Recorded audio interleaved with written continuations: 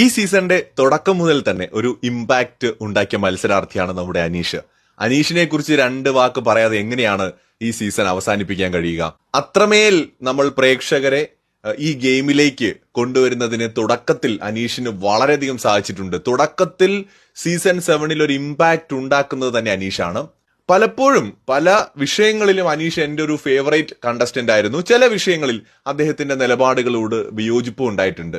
പക്ഷേ ഒരിക്കലും മറക്കാൻ പറ്റില്ല, നമ്മൾ ഈ സീസൺ 7 കണ്ട പ്രേക്ഷകരുടെ മനസ്സിനകത്ത് എന്നും അനീഷിന് ഒരു സ്ഥാനം ഉണ്ടാകും. കാരണം അനീഷിന്റെ സുപ്രഭാതവും അനീഷിന്റെ അത്രമേൽ എന്ന് പറയുന്ന ഡയലോഗും ഒക്കെ അങ്ങനെയൊന്നും പെട്ടെന്ന് മറന്നു പോകുന്നൊന്നും അല്ല. അനീഷ് ബിഗ് ബോസിനകത്ത് ചെയ്ത ചില കാര്യങ്ങൾ ഗെയിം ആണോ റിയൽ ആണോ എന്നുള്ളത് ഇപ്പോഴും എനിക്ക് ഭയങ്കര കൺഫ്യൂസിംഗ് ആയിട്ടുള്ള ഒരു കാര്യമാണ്.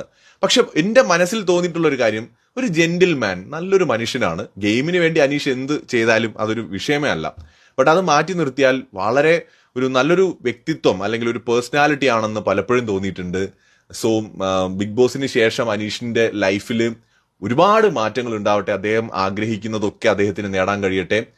സീസൺ 7 തീർച്ചയായും നമ്മൾ ഓർത്തിരിക്കുന്ന ഒരു 3-4 കണ്ടസ്റ്റൻസിൽ, എന്നും ഓർക്കുന്ന കണ്ടസ്റ്റൻസിൽ ഒരാളായിട്ട് എപ്പോഴും അനീഷ് ഉണ്ടാവും. അനുമോൾ എന്ന് പറയുന്ന കണ്ടസ്റ്റന്റ് വിന്നറായി എന്ന് പറയുമ്പോൾ തന്നെ അനുമോൾക്കൊപ്പം വിന്നർ ആവാനുള്ള എല്ലാ യോഗ്യതയും ഉണ്ടായിരുന്ന ആള് തന്നെയാണ് അനീഷും. ബിഗ് ബോസിൽ വന്ന മറ്റ് മത്സരാർത്ഥികളുമായിട്ട് താരതമ്യപ്പെടുത്തുമ്പോൾ അനീഷ് അത്രയും നമുക്ക് പരിചയമുള്ളൊരു മുഖമല്ല.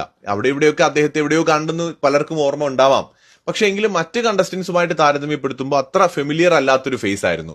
പക്ഷെ അനീഷ് ഈ ഒരു ഫസ്റ്റ് റണ്ണറപ്പ് ആവുക എന്ന് പറയുന്നത് ഒരു ചെറിയ കാര്യമാണ്. ഒന്ന് ആലോചിച്ച് നോക്കിയാൽ അത് തന്നെ ഒരു വലിയ അച്ചീവ്മെന്റ് ആണ്. അതുപോലെ തന്നെ അദ്ദേഹം വിജയിക്കാൻ യോഗ്യത ഉണ്ടായിരുന്ന ആള് നമ്മൾ പറയുമ്പോൾ അത്രയും നല്ലൊരു പ്ലെയർ തന്നെയായിരുന്നു. പക്ഷെ നമ്മൾ ബിഗ് ബോസിനകത്ത് അനീഷിനേക്കാൾ ഒരു ചെറിയൊരു വ്യത്യാസത്തിൽ അനുമോള് മുകളിലേക്ക് പോയപ്പോൾ അനുമോള് വിന്നറായി. അതിനർത്ഥം അനീഷ് അങ്ങ് പരാജയപ്പെട്ടു പോയി, അങ്ങനെയൊന്നുമല്ല. അനീഷും അനുമോളും ഒക്കെ അവരൊക്കെ ജയിച്ച ആൾക്കാർ തന്നെയാണ്. അവരെ നമ്മൾ പരാജയപ്പെട്ടു അങ്ങനെയൊന്നുമല്ല, അവരൊക്കെ ജയിച്ചവരാണ്. സോ തുടർന്നുള്ള ജീവിതത്തിൽ എല്ലാവിധ ആശംസകളും നേരുന്നു. ഒരു മികച്ച കരിയർ ഇനിയും അങ്ങോട്ട് ഡെവലപ്പ് ചെയ്യാൻ അനീഷിന് കഴിയട്ടെ.